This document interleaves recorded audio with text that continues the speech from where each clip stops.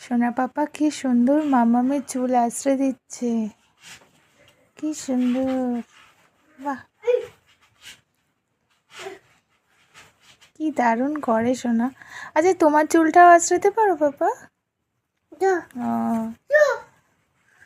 এইভাবে আশ্রয়তে, আর মামামেরটা এইভাবে?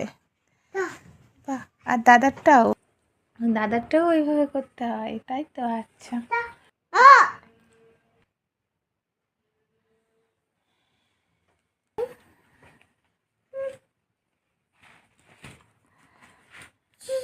খুব ভালো হচ্ছে শোনা।